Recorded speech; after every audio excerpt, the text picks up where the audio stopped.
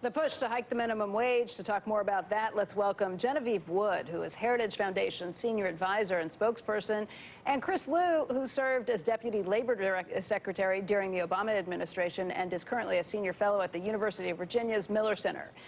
Welcome to both of you. Genevieve, let's start off with a little bit of the research you've done when it comes to minimum wage. What have you found some of the unintended consequences can be?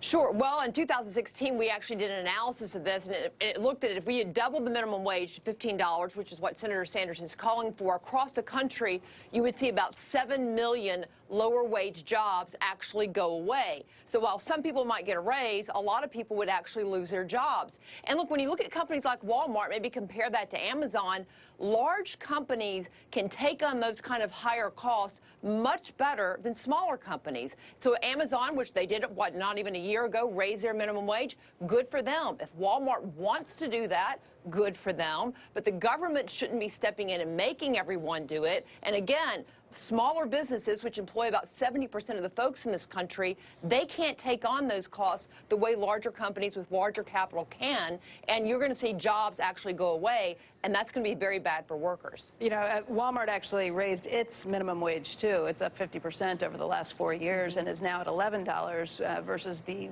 federal minimum wage of $7.25. Chris, what do you think? Federal minimum wage is well below what most employers are actually paying right now. Well, and let's remember this. Next Sunday, June 16th, will mark an unfortunate milestone. It'll be the longest period of time between federal minimum wages in U.S. history since we created a minimum wage in 1938. It was last increased in July of 2009. So there's millions of American workers that have gone now 9 years without actually 10 years without a pay increase. And let's think about what that means. If you're earning $7.25 an hour, which is what the minimum wage is, for a family of two, you are living in poverty. It's one of the reasons why the Fed survey recently found that 40% of Americans can't come up with $400 for an emergency expense. And when you have companies like Amazon and McDonald's and Walmart now supporting an increase in the federal minimum wage, the only question is why Congress has not taken action on this.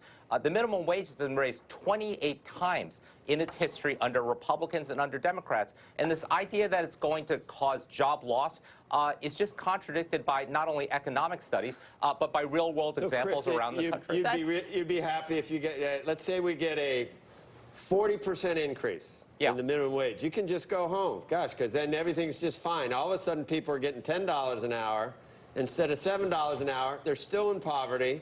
These are entry-level jobs most of the time. You're not going to fix our income inequality problems by going from $7 to $10 or even $7 to $15. And the worst minimum wage is $0, which is what the 7 million people that lose their jobs, a lot of them, you know, high school or college kids that want to first get a foot in the door at a place like McDonald's or whatever, or Walmart.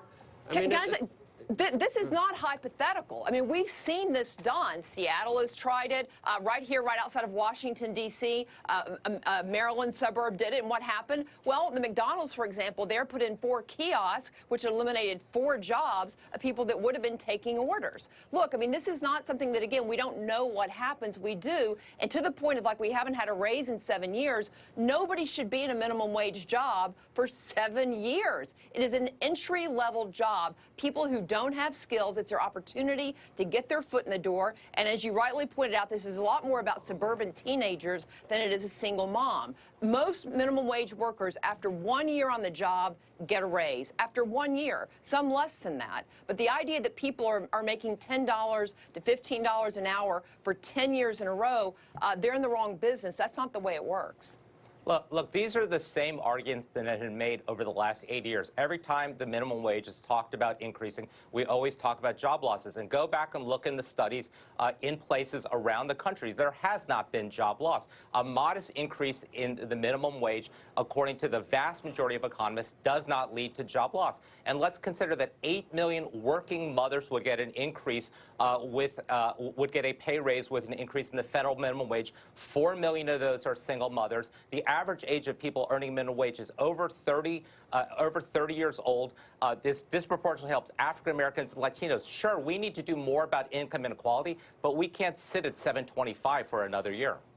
Very few Americans are making $725. As we've already pointed out, the economy is doing great, and most businesses are already, in this case, paying more. But the idea that you're going to come in and tell the vast majority of businesses, I'm not talking about Amazon, but smaller businesses, as I said, employ over 70% of Americans in this country, you're going to cut their bottom line, they're unfortunately going to cut jobs. Genevieve, Chris, we have to leave it there. Thank you for your time today. Thank you. Thank you. Coming up, Stanley Druckenmiller.